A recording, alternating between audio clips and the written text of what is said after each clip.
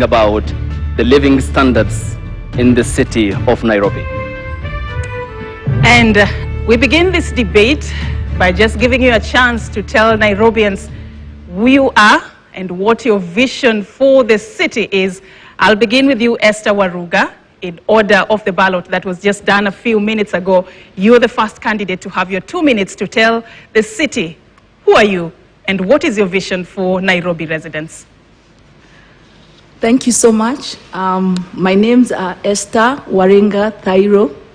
First of all, I would ask you to allow me to give thanks to God for who He is, and to give thanks to God for the plans He has for us as a nation, and also to give thanks to God for raising men and women who have taken this bold step to be counted by Him. I thank all of you, the viewers, and I thank those who are here with us. Special thanks goes to all social media services for giving us this opportunity to be able to present ourselves to the people so that the people can decide who they're going to vote for, who will be their leaders on August 9th. I begin by saying that if you look at Nairobi City right now, is a city that has its potential, a city that has a vibrant people who are willing to work, a city that has young youth, young men and women who are actually indulging into crimes in order to survive, and a city again that the corruption is at peak, a city again that has the looting being done by those we are electing. It is a very sad situation to see that even our investors are taking businesses away from this country and taking them to other countries. So it's a sad situation, and I'm here to say that once I've been elected, I'm going to give an authentic, transformative leadership. And I was born and raised in Kawangware. By then it was known as a slum city. But I did not look at myself as a slum girl, but I saw myself as a girl in the slum. That made a lot of difference. And that is what has kept me here. Your time is up. Thank you. And before I go to Harman Singh of the Safina Party, we'd like to state that one candidate of the Liberal Democratic Party, Dennis Hode, did decline to attend this debate in writing, while 2 other candidates who have been cleared by the poll body IBC did not communicate. Harman, to you in 2 minutes. What's your vision for Nairobi County and your priority areas? Okay. My name is Harman Singh. I'm the Safina candidate for Nairobi County Governor. One of the reasons I've been backed is because I have a huge background in IT. I was born in Nairobi, I've studied in Nairobi, and I've worked in Nairobi. Initially, I was a lawyer. After that, on the side, I used to practice as an engineer, and we used to do fabrication with my family. After that, I began doing charity work, and I moved into starting my own IT company. My IT company founded the first AI lawyer in Africa, and from that, we began innovating other tech solutions for leading social issues in Kenya. If you'd like to read some of the 8-point manifesto I have, you can log on to harman47.com, spelled Harman, 47.com, and you can download my manifesto in English or Swahili, and we'll detail that in the course of tonight. In my manifesto, you'll see me speaking on how I plan to provide free education, free healthcare, employment to the people of Kenya. I speak on the hybrid economic model. That is something that I'll detail further on today. And it's a well-structured plan that circulates heavily on IT and launching Nairobi into the next generation, where we can revolutionize how we operate as a country. Thank you. Thank you so much. All right, and we move to the next candidate, Nancy. Nancy Mwadime, you get the opportunity to tell Nairobians who you are and what your vision for the city is. You have 2 minutes. My name is Nancy Wamboi Mwadime, a girl who was born in Muranga and grew up, went to school to Muranga, Mugoiri Girls, and later went to school in Senior Chief Koinange, and thereafter I went to India for further studies. And as I stand here, I want to stand for many of us whose grow up in up country, then they come to Nairobi, they work in Nairobi, they do business in Nairobi, and they make Nairobi a home for them. And I want to encourage many of us that when the time comes for political leadership, you should not be going back to the village, but you should stay here and make Nairobi a better place. So as I said, I'm Nancy Wamboi. I stand with Usawa Party kwa Wote. Usawa Party kwa Wote is a party for all, from up to down. And we stand for the family to make sure that we make Nairobi a place where we can call our home for all of us. We stand for each and every Nairobians, and we want to say that it's a right for every Nairobian to eat. It's right for every Nairobian to have water.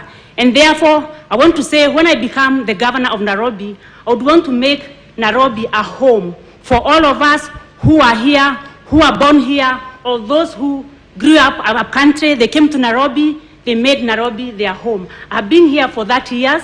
Currently, I'm in business, and I've been in business for the last 15 years. And for the years I've been in business, I can understand as a business person. A businesswoman present an employer, present a mother, and present a Nairobian. And when I stand here, I would want to say that I am presenting the whole group from the employer so that we can make Nairobi a home for all of us. Thank you. And I take note that your time is up. Before we proceed, you can feel comfortable in adjusting your mics according to your heights, and we thank you. Kenneth Nyamwamu of the United Progressive Alliance Party, what are your key priority areas for county number 47? Thank you. The first thing that I want to do is I want to make Nairobi business friendly. I feel we have a lot of hardworking business people in Nairobi, but sometimes we are never kind to the business. Instead of supporting our businesses, we fight our businesses. So my biggest priority is to make Nairobi business friendly. And one of the things that I want to do to make Nairobi business friendly is to slice all business licenses by 50%. I also, on my plan, I want to provide electricity and water in all the informal sectors. They actively contribute to the economy of Nairobi, and they should be able to get basic services like water and electricity and sewerage systems. The other thing I would like to do when I become governor is to create a county-wide app that will be used by all border borders to create efficiency so that the border borders can operate efficiently, and also to give them safety. We talk about this issue of border borders, but we dance around it, but nobody concretely put solutions in place. So my main aim will be to create a county-wide app, a county-wide, not country, county-wide app that would sort of like an Uber system kind of an app, so that the person, it caters for the safety of the border and the rider that they are carrying. The other thing is to improve service delivery to all sectors in Nairobi, and especially the informal sectors. We need to have a system in garbage collection. We need to have a system in fire department, the fire department that works. We need to promote our youth in sports and their talents. And also, my other thing is to create an efficient, affordable, and public system your time is so that our people can use. Thank you. Thank you. Your time is up. And you said something that I'd just like to pick up with you as we move into the second question. Do you know that in the last financial year, Nairobi's own source revenue was 10 billion shillings? This is against a target of 16.5 billion shillings. Yes. How do you seek to bridge the gap of 6 billion shillings if one of your priorities is to slash the business licenses fees by up to 50%? So, the argument behind that is when people start businesses in Nairobi, number one, the average life of a business in Nairobi is 3.5 years, which is very sad. Two, when they start a business, they pay all their licenses up front because they have to pay licenses before they start the business. But after that, nobody is able to renew because the rent is very high. The cost of doing business is very high. So you get that a lot of people are not really paying their business licenses. So instead of charging them expensively, why don't we slice the licenses by half and increase the pool of the revenue reception? How do you seek to bridge the gap of 6 billion? That is the question. Well, you asked it in reference to me slicing the business licenses. So that's how I'm answering and saying, if we increase the pool of people, who are paying these licenses, then we'll have the 6 billion. But if we don't, then, we have money getting lost through the enforcement where they go and they harass our business. Thank you so much. Your time is up. Thank you so much. And I come to Harman. When you talk about finances, they are key because under the devolved system of governance, funds do follow functions. And according to the Commission of Revenue Allocation 2019, the county can easily collect 78 billion Kenya shillings potentially, but only manage 11 billion. I mean, this is a big loophole. How will you seal it? So I think we need to reflect on how there are many revenue streams that do come to us in Nairobi County. It's a question of, is that 10 billion an actual figure? Or is the actual figure a lot higher and a lot is lost? So I think something we need to concentrate on is regulating the corruption that does take place. And this is why a huge part of my manifesto dictates how we should digitize the payments coming to Nairobi County Council. There should be no point where we're receiving cash for any payments because it's very difficult to track cash payments. Also, I spoke on how we need to have better revenue generation streams for Nairobi County. Business permits aren't the only way we can generate money as a county. Something that has frustrated me is that if you look at Kenya's parastatals, a lot of them have struggled to raise revenue for the government operations. And I feel that also if we tap into parastatals and we create new parastatals in Kenya, we can generate revenue. Like something I pushed for was creating the biggest call center in Africa in Kenya. And that's something that we can also provide jobs for a lot of Kenyans because the minimum wage in that call center would be about 20,000 per month. So I feel like we should concentrate on reducing corruption and regulating the operation of parastatals and bringing in new parastatals into Nairobi. Thank you. Thank you. And we move to you, Nancy Mwadime. You spoke very passionately about making Nairobi a home, and that was part of what you wanted to do if elected governor on the 9th of August. I want to understand from you how you seek to bridge the gap of how much money Nairobi generates vis-a-vis what it potentially can generate. How to make Nairobi a better home. And the first thing we need to do is take care of the business people to make sure that they're able to do their business without any harassment. And especially, I'll give an example of the hawkers. The hawkers, they go in the evening to do the hawking business. So when I'm the governor, I'll make sure that the hawkers are not harassed.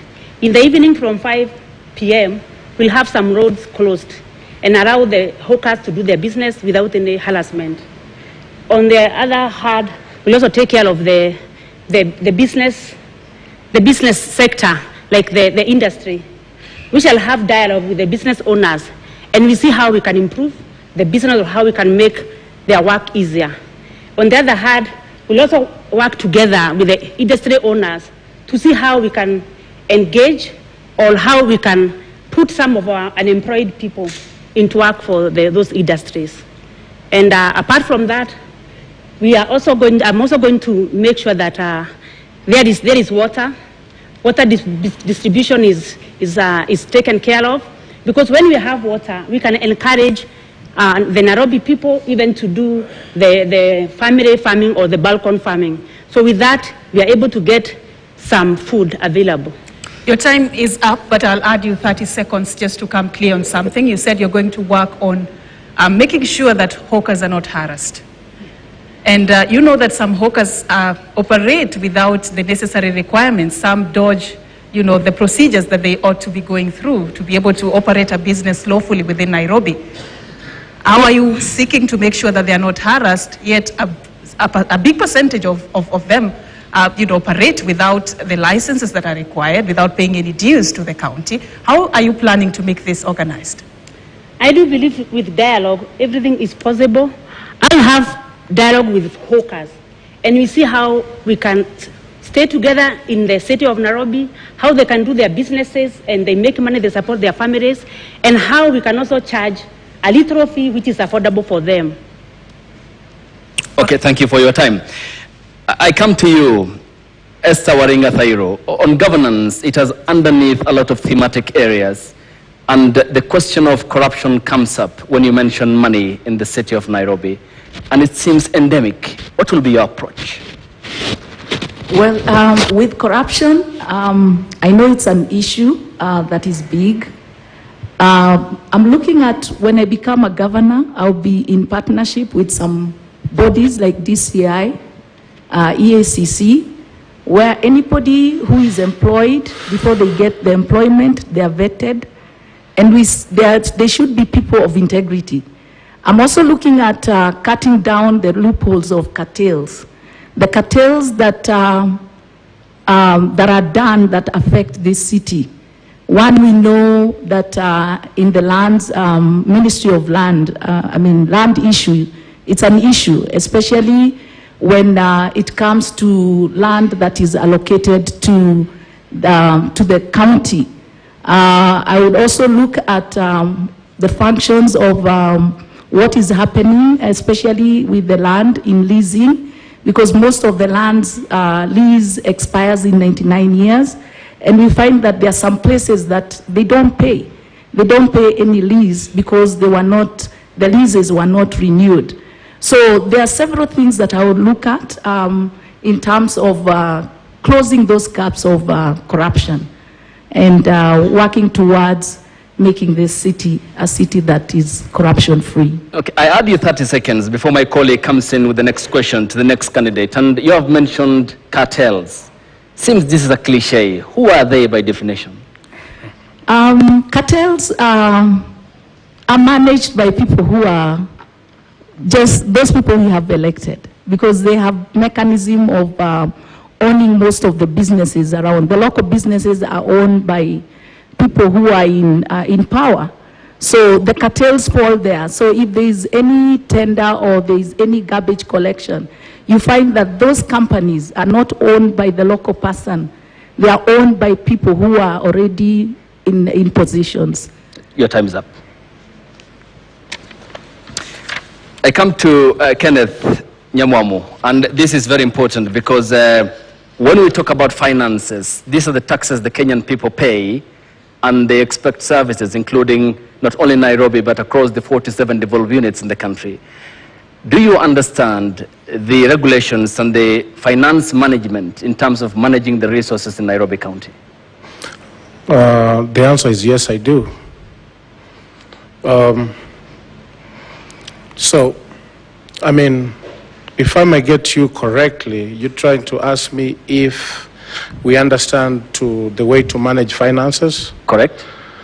I know, I do, because I am a business owner, and I've run my business successfully for the last 2 years.